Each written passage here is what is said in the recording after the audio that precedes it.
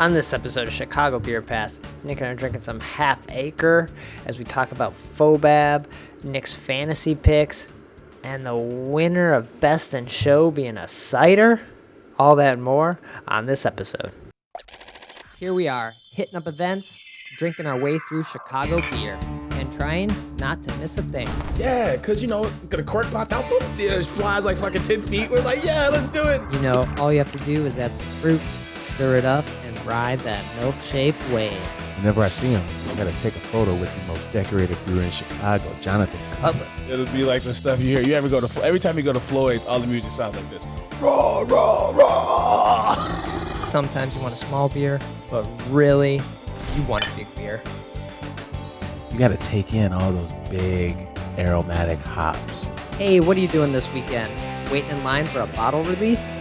You should have never been a fad. The black IPA is delicious.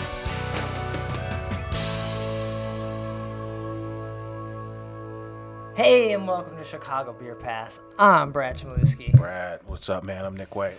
We're breaking the quarantine rules or requests. Brad, what the hell are you By talking Lightfoot. about? You know what they said, though? You can have, I think you can have up to 10 people for a funeral. Yeah. But gatherings are less than 10. Five. Oh, yeah, it's five or Yeah. something. So someone has to die. So And if it's religious, you can have as many as you want, right? yeah, so we can have 10 people in here and just say it's the death of this 4-pack. All right. It's a death. So. All right. But yeah, we're still here. No COVID-free still, as far as I know.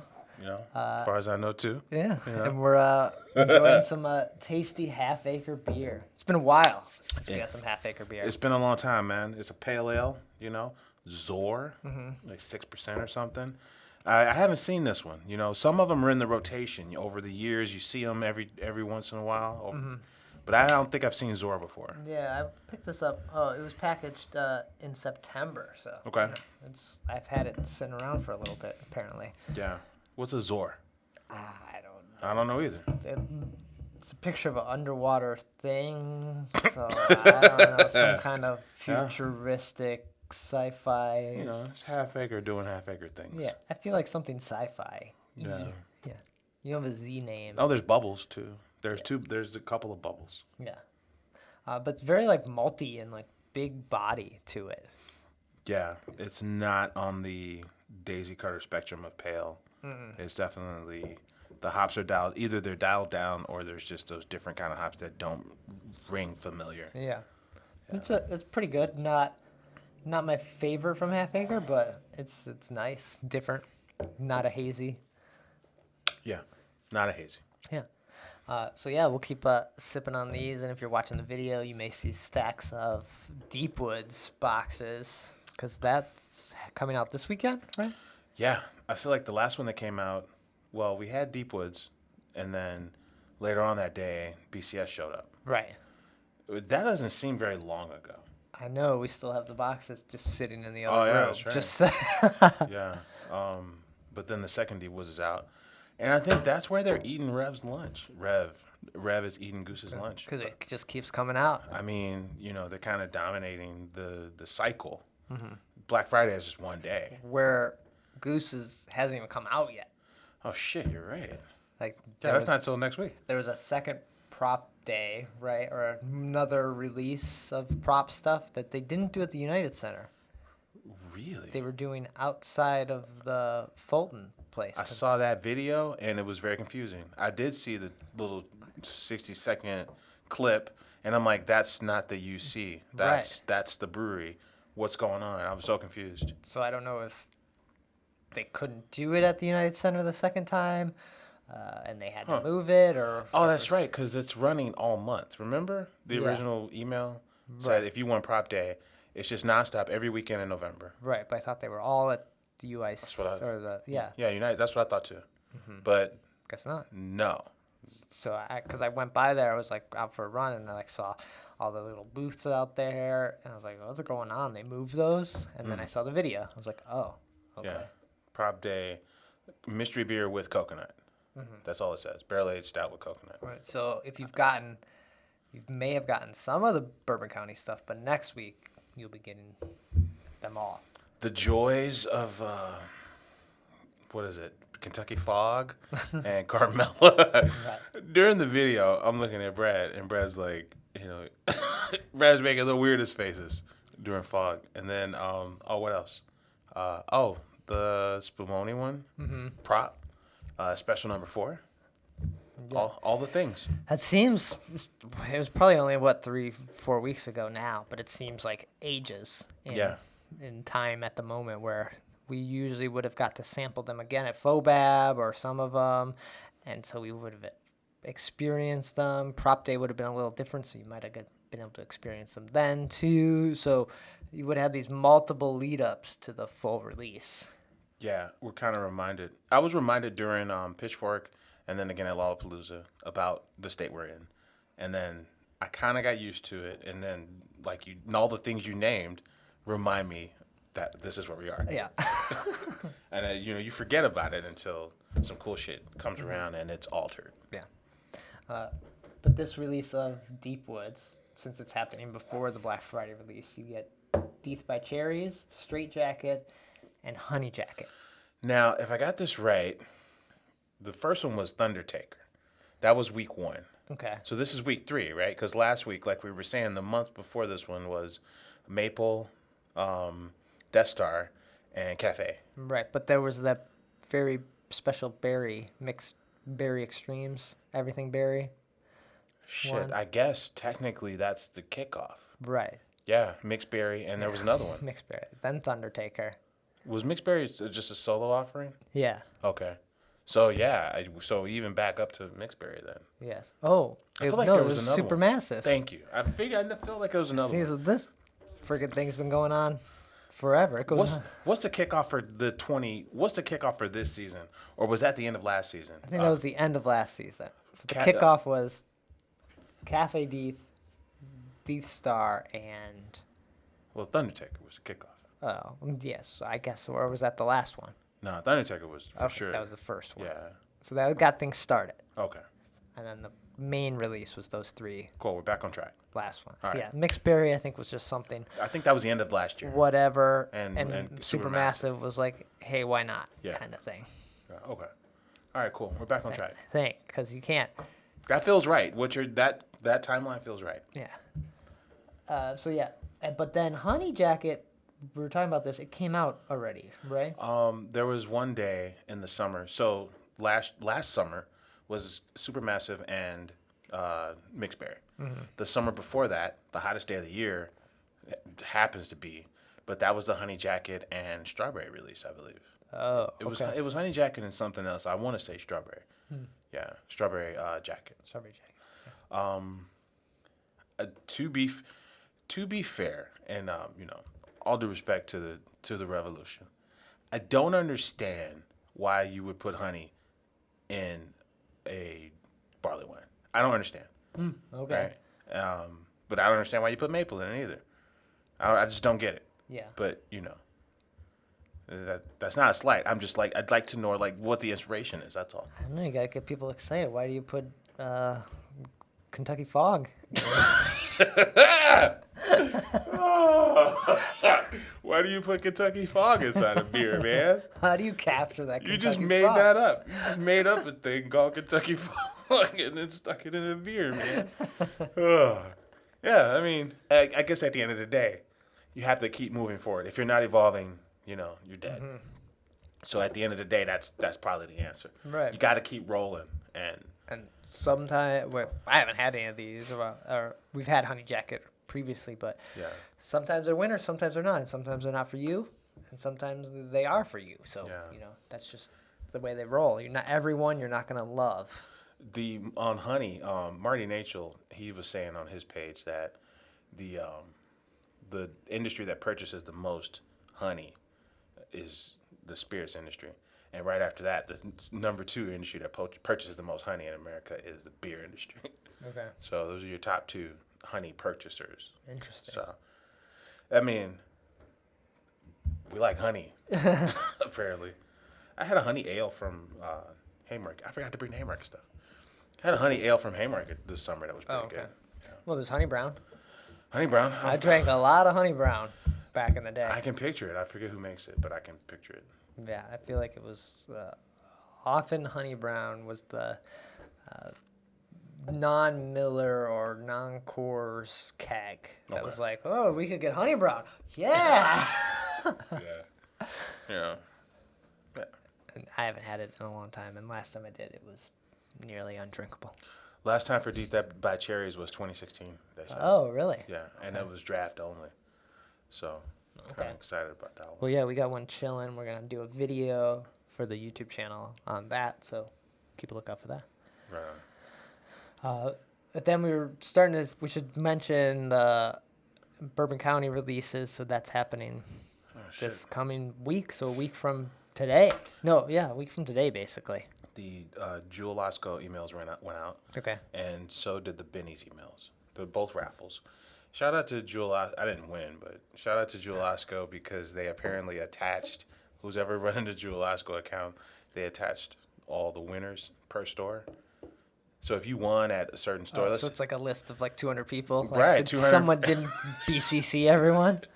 There's an Excel sheet with everybody that won at the Evanston store, for example. So all 200 names. Whoops. Yeah. It's funny because all the groups, anybody who wins will tell you, oh, yeah, thanks for, personal identifiable information attachment. Thank you, Osco. Yeah. It was kind of funny. Whoops. Yeah. But yeah, those raffles went out. I'd say both around $200 for the whole shebang. Okay. I like the word shebang. Shebang. So instead of enchilada, the whole enchilada, I like the whole shebang. I feel like somebody should, Well, Half Acre's got the enchilada, so Goose can have the shebang.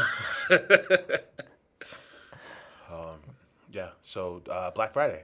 Nice. So you going to chase any of these? I'm going to sit my ass at home. I'm actually thinking about just like,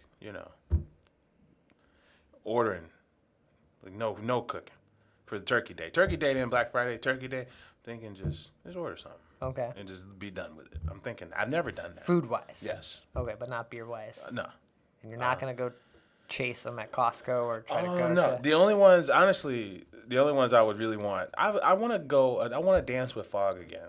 Okay. But then, after anniversary and birthday, I don't know if I have to, like, just go seek out any of them. Okay. Yeah. Yeah. All right. So if you got on that list, congratulations. If you can pick up these beers, that's awesome. Yeah. And then be on the lookout for them to hit other stores, probably the week after Black Friday. That's usually kind of what happens. And then after the Black Friday sweep, the Whole Foods gets in on the fun, and Whole Foods usually delays theirs. Yeah. Like a week or two. Yeah. There was a guy in that FOBAB fantasy thing that was banking. He heard so much about how good Weller and Birthday was that he picked Goose in his lineup. Okay. Because Goose wasn't in the power rankings, but he's like, but I've heard so many good things about those two that I'm picking Goose as my team. Damn. 1 of 6. Yeah. That was a foolish move.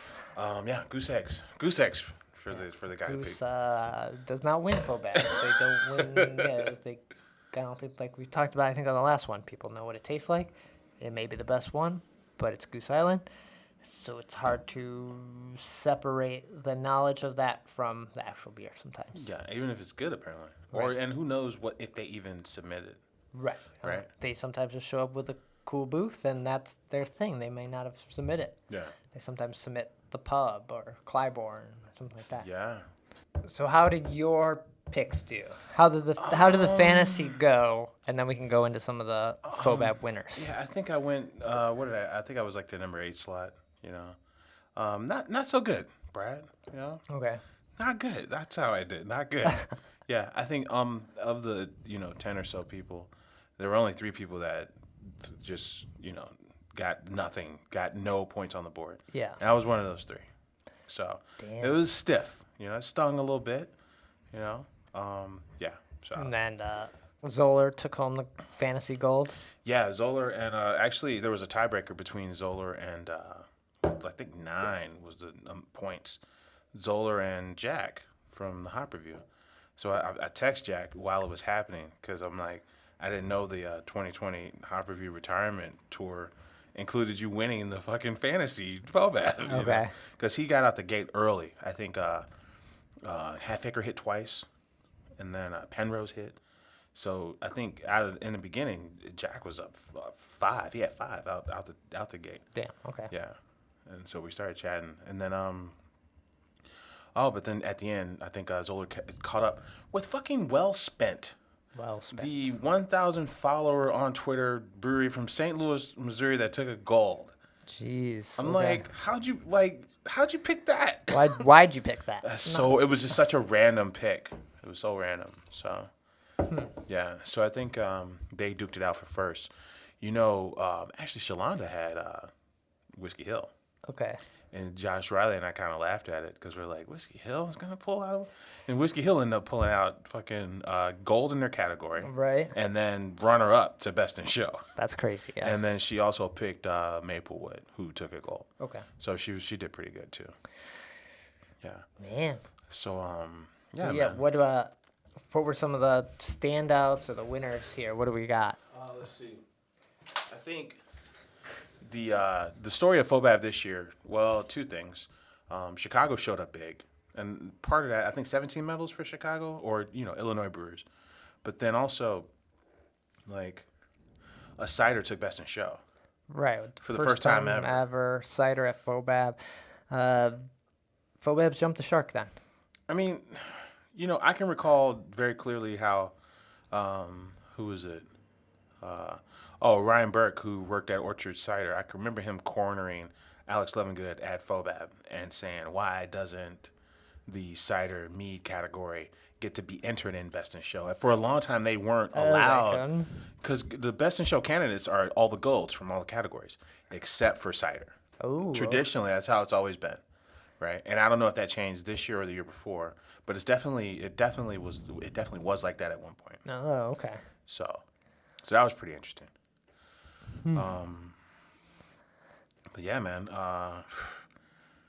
there's a lot of surprises here. A lot of Illinois representing. The other story this year was the only crews that win at this party every single year appear to be Revolution, Off Color, and fucking Pollyanna.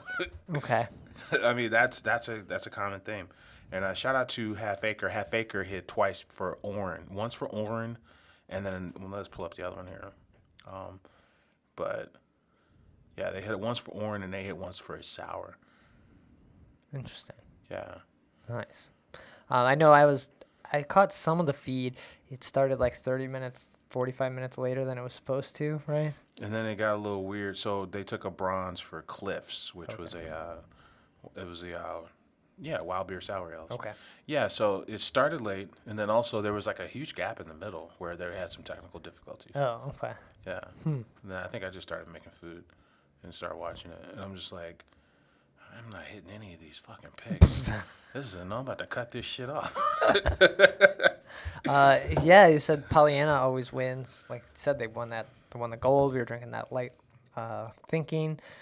There's something about their beers that just seem to work. And then there's this, apple brandy barrel aged Orenda Volume 3. I have no idea what that is, but cheers to ABV. When you look at the gold medal history, that's the one that wins all the time for Pollyanna. Oh, okay. I think of those 3, Rev, Pollyanna, and Off Color, the Rev and the Off Color ones will change over the years. Pollyanna's really bringing the heat. It's almost like that. Remember Alaskan? The longest running beer that wins at the GABF is Alaskan Brewing Company, their smoked porter. Yeah. It's won fucking 12 times or Best something. smoked porter there is, right? Yeah. I think whatever this is that they're making at Pollyanna is, approaching that type of stature within FOBAB. So, yeah. So that was fun. That was fun to see. Microphone hit this year. Okay. Gold for Sir Blinds-A-Lot. It was a collab with Other Half, I believe, in New York. That's in the strong porter category. So, yeah, some fun happenings. Cheers to Horseleaf Hollow. Their strong pale ale took a gold. So that was fun.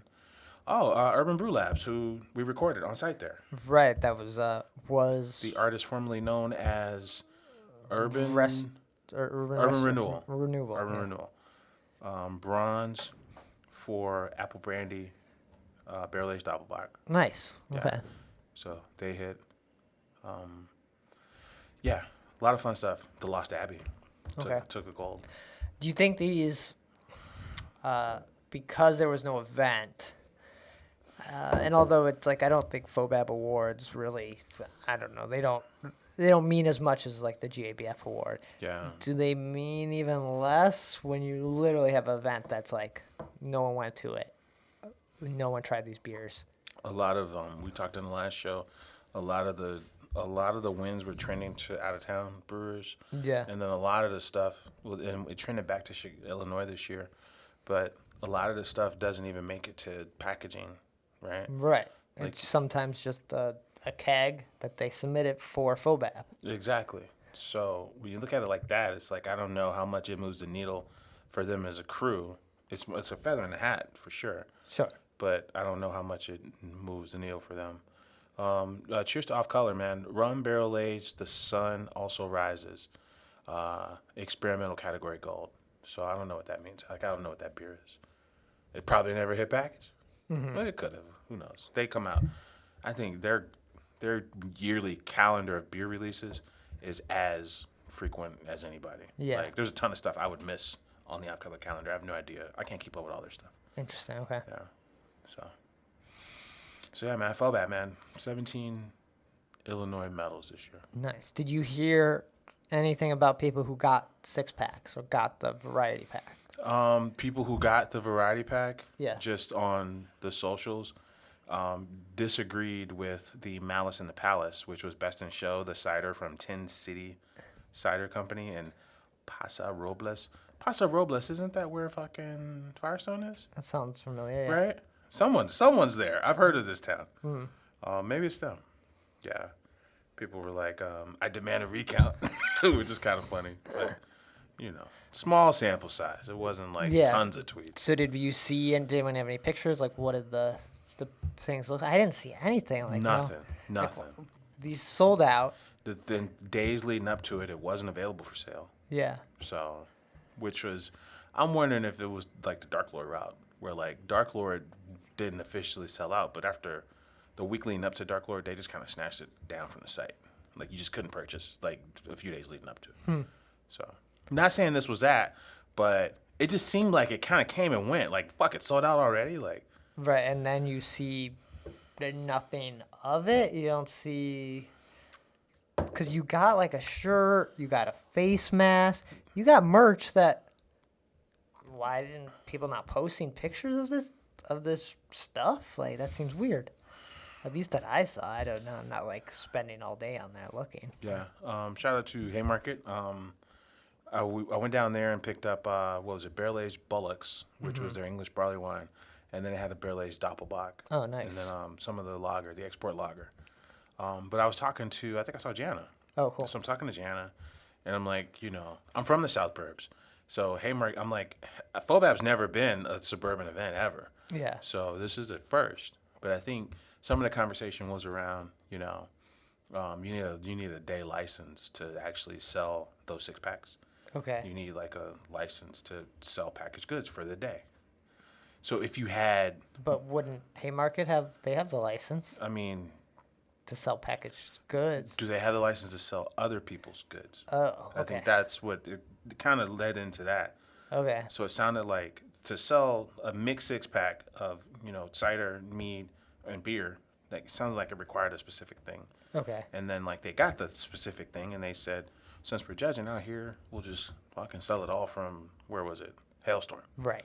And if you were to do that at more than one location, it would require 2 licenses. Okay. I think that was some of the conversation, if I remember correctly. This is all drunk history, right? Sure. I feel like that's what we talked about. I feel like that's what we talked about, though. Okay. Yeah. It was nice to see Jana, too. I hadn't seen her in forever. Yeah. So, but yeah, she's like, we want to have a city pickup, but we can't, it's hard as fuck just getting the one license to sell this shit. That's what the talk was. Okay. So, That makes sense. it does. It made a little more sense when I heard her say it like that. I didn't think about the license thing. It Yeah. sounded stupid. But there's other rules that apply that I don't think about. Other just showing up and partying. Why can't I just take this beer home with me? I can't do it. Yeah, man. So Okay. so that was a good talk. Interesting. Nice. All right. So FOBAB's come and gone. Man, the cider won, man. Cider won. Well, good for the ciders, you know. I think since I've been going to parties, cider has always been a welcomed companion to all the beers on draft at these fests. Always. Yeah, but even at FOBAB, cider wasn't added until it was moved to the Bridgeport Arts Center. That sounds about right. It was not at the Plumbers Hall. Yeah, that sounds about right. So that was the first time we even saw it. So them wondering why ciders have never been in the judging thing.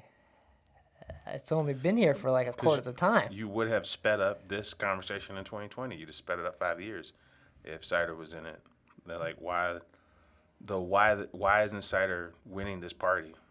Well, they weren't winning the party because I don't think they were allowed to get to the best in show They round. weren't at the party, yeah. Yeah, I don't think they were invited. So, yeah. And it's a barrel-aged beer festival. So So how does that look? yeah, they're going to have to change it to barrel-aged booze. Festival of barrel aged beer. I mean, cider meet Perry, right? It's always, I don't know. Cider meet Perry. I don't feel like cider meet Perry is an outsider, right? What's a Perry? I think Perry is a paired cider. Yeah. Cider meet Perry. Cider meet Perry should be there. It should be there. I'm not saying And I'm not saying it shouldn't because it's a beer festival. Cider but meet Perry should be there, and if they're there, then fuck they it. should have the chance to win. Yeah. Yeah. Yeah. I agree with that, but they were not there the whole time of No. FOBAB. So. I think FOBAB goes back to like maybe 04-ish or something. Right. They were not there that long. Even sour beers weren't. There wasn't that many of them for a while, and then that slowly grew too. So. And sour beers have always always been the bridge between cider and beer. The bridge between cider and traditional beer is these kind of sour beers. Yeah. Right. They bring in these other flavors that don't exist in your standard brew pub offerings. So it all makes sense to me. So. Yeah. All right. Cool. Anything else to mention or talk about? I don't know. We're like, it always even got tough on the show as winter hit because events slowed down. FOBAB was like the last thing. Black Friday was sort of like the last thing. And we just kind of slowed down into the winter season. So now that we're in the winter season and can't go anywhere, feel even more almost out of touch or not knowing what's happening out there. Yeah, man. I saw some other stuff I wanted to talk about, and I can't believe I'm drawing a blank on it right now. Yeah, I'm just taking a look at the old notes here, but yeah, I'm drawing a blank. We talked about Haymarket. We talked about Half Acre. We talked about Rev. We're gonna drink some Light the Lamp on a couple videos. We got their Still Single, that one at GABF. This Chocolate is Nuts just came out that they packaged up. They're self-distributing, so he's just rolling around in like a van. And a 1970s pickup truck. Hey, I'm here. Let's talk about Whiskey Hill a little bit more. Oh yeah. So Whiskey Hill won for barrel-aged Science Bank Overlay. It's a Russian Imperial Stout aged in a 6-year Weller barrel. So that's Weller Special Reserve barrels with toasted coconut, Madagascar, and vanilla coconut. This sounds just like Prop from 2 years ago. Oh, okay, That's yeah. funny. Yeah. Well, that dude was... Yeah, he was a brewer at Goose, and he left and went to change the fortunes at Whiskey Hill. So the day after they won, he announced this barrel-aged program, membership program, where you can get 8 of his beers and, some glassware and some other stuff for the low price of about $280. Yeah. And talk about striking while the iron's hot. Right? I'm sure it sold out instantly. I mean, I think it was like enter your info and then you get entered into a, random raffle thing. Yeah. Yeah. So We'll see what our interest is, and that'll tell us how much we need to brew. Yeah. And then you all win, and we'll take your money. so how about that, man? Like That's cool. Good for good for them. I mean, it's good. It's good. It's a good play if you can pull it off. And then if you look at whether it's Unani, right? They have a buy it all up front thing. Phase 3 is the most popular one in recent memory. They have one, and now it's kind of following that trend.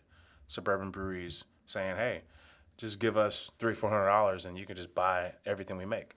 Damn. And matters not what it is right now, but just know you will get it when it's made. Yeah. So, good for him. Cool. So check that out if you could still enter your info and, want to get on that Whiskey Hill train. Man. Cool. All right, then I think that does it for this episode. We may do a couple remote ones coming up here. I know we want to get the new brewer from Peace on. Metal Steve. Yeah, and then we should see about getting Tom Corder back again and talk about Goofy Boots and and cheers to Tom Corder, man, because he that's the only pick I regret not getting was Penrose. Penrose was on the board with and I didn't grab them, and then Jack Meldoni from the Hop Review grabbed him. Okay. And Penrose in the it was either fruit or sour. Let's see here, but yeah, they took a medal for Wild 26, the one we had on the show. Yeah, that was good. They That took beer. a silver. I think we were gushing about that. I think I was like, "This is everything you want from this kind of beer." It was fantastic. It really was good. It was really one of the better beers we've had all year. Yeah. It was fun. So I think we should try to get Metal Steve and Tom Corder back again, just to follow up with him. Especially last time we talked to him, COVID restrictions were changing, and so now how all that's worked out. Yeah. Kind of get a follow up. I think looking back locally, Horse Steve Hollow and Penrose, those are the only two breweries, if I'm not mistaken, that showed up at both JBF and FOBAB this year. Oh, okay. Interesting. Cool. All right, so look for those audio episodes as we try to figure this out with the holidays and the new COVID increases. But we'll keep drinking, keep talking about it, keep getting beers. Yeah. Nick, where can people find you, get in touch when we're not recorded? Hey, man, I'm on Twitter at Nicosio. And I'm on Twitter at BRAD, Chicago Beer Pass, Twitter, Instagram, Facebook. There's those new fleets on Twitter. I haven't seen one yet. You got to download the new Twitter to hit the fleets? Or? Oh, yeah. You don't have it on there? I thought it just updated for me. Man, so I want to see the fleets, man. Their Instagram stories on man. Twitter. So, we got that too. Let me see what's up with these fleets, man. Yeah. Otherwise, we'll be back soon. Take care. Cheers.